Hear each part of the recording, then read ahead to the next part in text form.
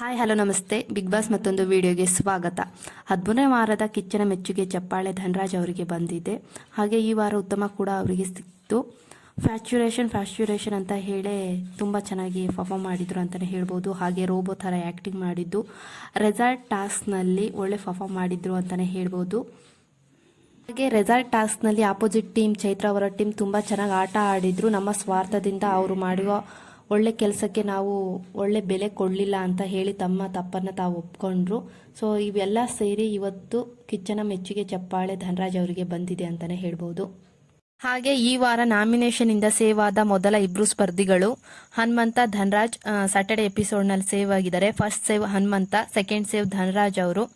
Friend ಅಂತ ಇದ್ರೆ ಇವ್ರ ಥರ ಇರಬೇಕು. ಇಬ್ರಿಗೂ ಕಳ್ಪೆನೂ ಬಂದಿದೆ, ಇಬ್ರಿಗೂ ಉತ್ತಮ ಬಂದಿದೆ.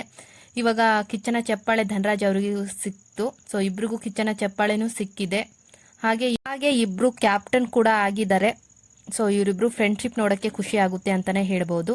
ಹಾಗೆ ಭವ್ಯ ಅವರಿಗೆ ಕಿಚ್ಚನ ಭರ್ಜರಿ ಕ್ಲಾಸ್ ಆಗಿದೆ. ಭವ್ಯ ಅವರ ಮೋಸದ ಆಟವನ್ನು ಮನೆಯ ಮಂದಿಗೆಲ್ಲ ಟಿವಿಯಲ್ಲಿ ತೋರಿಸಿ ಅಸಲಿ ಸತ್ಯವನ್ನು ಬಿಚ್ಚಿಟ್ರು. ಭವ್ಯ ಅವರು ಅವಾಗಲೇ ಆ ಬಾಲ್ನ ಮುಟ್ಟದೇ ಇದ್ದಿದ್ರೆ ಜನ ಇನ್ನೂ ಒಳ್ಳೆತನನ ಮೆಚ್ಚಿದ್ರು ಅಂತಾನೆ ಹೇಳ್ಬೋದು. ಆದರೆ ಇಲ್ಲಿ ಉಸ್ತುವಾರಿದ್ದು ತಪ್ಪಿದೆ. ಬಟ್ ಅವ್ರಿಗೆ ಎಲ್ಲಿಂದ ಬಾಲ್ ಬಿತ್ತು ಅಂತ ಗೊತ್ತಿಲ್ಲ. ಬ್ಯಾಡ್ ಲಕ್ ಅಂತಾನೆ ಹೇಳ್ಬೋದು. ಕ್ಯಾಪ್ಟನ್ ಆಗುವ ದುರಾಸೆಯಲ್ಲಿ ಮೋಸದಾಟ ಬಯಲಾಯಿತು ಭವ್ಯ ಗೌಡ ಅವ್ರದ್ದು ಅಂತ ಹೇಳ್ಬೋದು. ಇವಾಗ ಕಣ್ಣೀರಿಟ್ರೆ ಏನು ಪ್ರಯೋಜನವಿಲ್ಲ. ಸೊ ಇದರಲ್ಲಿ ಬರೇ ಭವ್ಯ ಅವ್ರದ್ದಷ್ಟೇ ಅಲ್ಲ, ಉಸ್ತುವಾರಿಗಳಾದ ಉಗ್ರ ಮಂಜು ಮತ್ತೆ ಚೈತ್ರ ಅವರದ್ದು ತಪ್ಪಿದೆ. ಹಾಗೆ ಕ್ಯಾಪ್ಟನ್ಸಿ ವಿಚಾರದಲ್ಲಿ ರಜತ್ ಮತ್ತೆ ಚೈತ್ರ ಅವರು ಫುಲ್ ಫೈಟ್ ಮಾಡ್ತಿದ್ದಾರೆ. ಅದೇ ನಾಯಿ ತರ ಕಿಚಾಡ್ತಿದ್ದಾರೆ ಸುದೀಪ್ ಸರ್ ಮುಂದೆನೆ ಅಂತಾನೆ ಹೇಳ್ಬೋದು ಕ್ಯಾಪ್ಟನ್ಸಿ ವಿಚಾರದಲ್ಲಿ.